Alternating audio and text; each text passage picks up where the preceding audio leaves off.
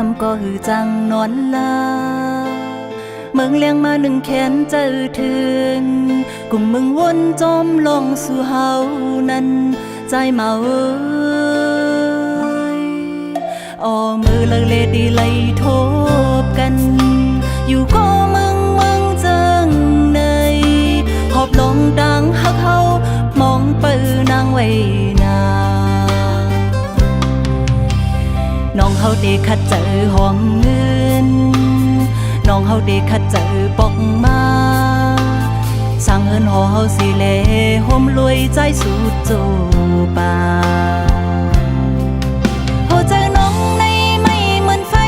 เยาก็เปิ้นมาส่วนเก่าเจอใจก็ว่าน้องพันลงเงินก็ว่าน้องพันลงคำใจหันเจอนางนาปีปันเพอหิมเจอวันฮักน้อง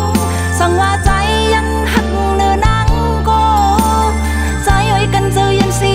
เปิดจัดปันสู่เลเฮาโปถึงเยิงไม่ยิ่งเจอน้องเลปีใจอ้อยดังฮักเจเมียงใจเฮาหมดเยาโอ้โหเจอนางเฮา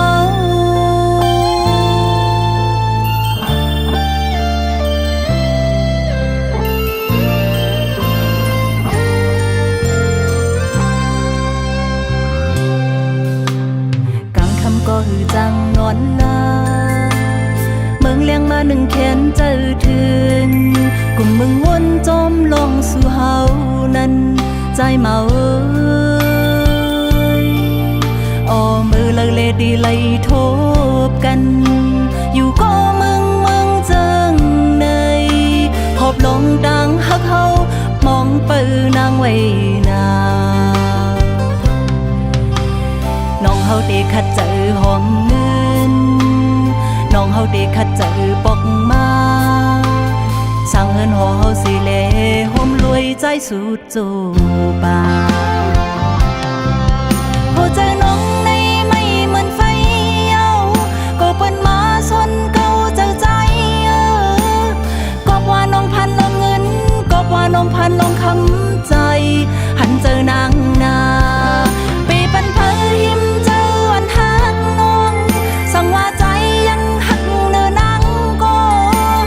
ใจอ้อยกันเจอยันสีเปิดจัดปันสู่เลเฮาโปถึงเยิงไม่ยิ่งเจอน้องเลปีใจอ้อยดังฮักเจเมียงใจเฮาหมดเยา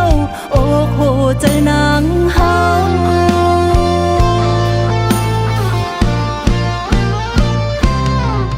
โหเจอน้องในไม่เหมือนไฟเยาก็เปิ้นมาส่วนเก่าเจอใจก็ว่าน้องพันลงเงินก็ว่าน้องพันลงคำใจ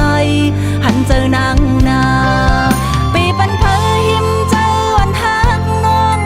สั่งว่าใจยังหักเนื้อนางก็